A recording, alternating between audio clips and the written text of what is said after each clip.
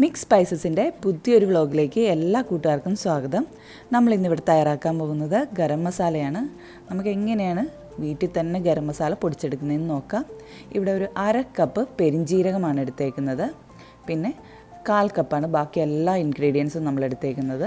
1/4 cup കറുവാപ്പട്ട എടുത്തിട്ടുണ്ട്, 1/4 cup ഗ്രാമ്പു, 1/4 cup ഏലക്കയാണ് എടുത്തേക്കുന്നത്. പിന്നെ 2 സ്റ്റാറും കൂടെ എടുത്തിട്ടുണ്ട്. ഇത്രയും ഐറ്റംസ് മാത്രമേ നമ്മൾ നമ്മുടെ ഗരം മസാലയിൽ ചേർക്കുന്നുള്ളൂ.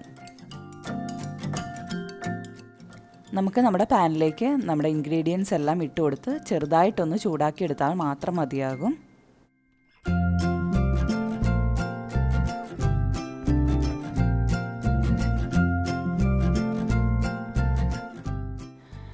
ലോ ഫ്ലെയിമിൽ വെച്ചിട്ട് വേണം നമ്മൾ നമ്മുടെ മസാലയൊക്കെ വറുത്തെടുക്കാനായിട്ട്.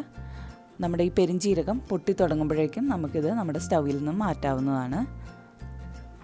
വലിയ കഷ്ണമായിട്ടുള്ള നമ്മുടെ കറുവാപ്പട്ടയൊക്കെ ഒന്ന് ഒടിച്ചു കൊടുക്കുകയാണെങ്കിൽ നല്ലതായിരിക്കും. അപ്പോൾ നമ്മളുടെ മിക്സിയിലിട്ട് പൊടിക്കുമ്പോഴും നമുക്കത് ഈസി ആയിട്ടിരിക്കും. ഇപ്പം നല്ല മസാലയുടെയൊക്കെ നല്ല സ്മെല്ലൊക്കെ വരുന്നുണ്ട്. നല്ല എല്ലാ മസാലയും ഉണ്ടല്ലോ, കറുവാപ്പട്ടയും പെരിഞ്ജീരകവും പിന്നെ നമ്മുടെ ഗ്രാമ്പും ഒക്കെ ഉണ്ടല്ലോ. അപ്പോൾ അതിൻ്റെയൊക്കെ ഒരു നല്ല സ്മെല്ലാണ് ഇത് വറക്കുമ്പോഴത്തേക്കും വരുന്നത്.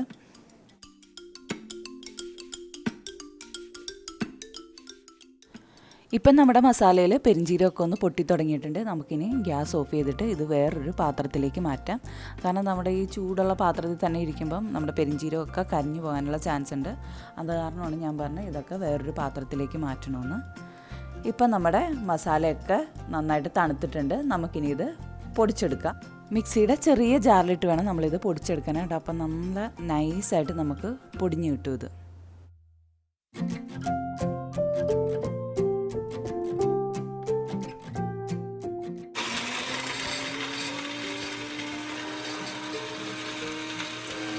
നമ്മുടെ ഹോം മെയ്ഡ് ഗരം മസാല ഇവിടെ റെഡി ആയിട്ടുണ്ട്. നമ്മുടെ ആദ്യത്തെ ട്രിപ്പ് നമ്മൾ പൊടിച്ചു കഴിഞ്ഞു. ഇനി ബാക്കിയുള്ളതും കൂടി നമുക്ക് നന്നായിട്ട് പൊടിച്ചെടുക്കാം ഇതേപോലെ തന്നെ.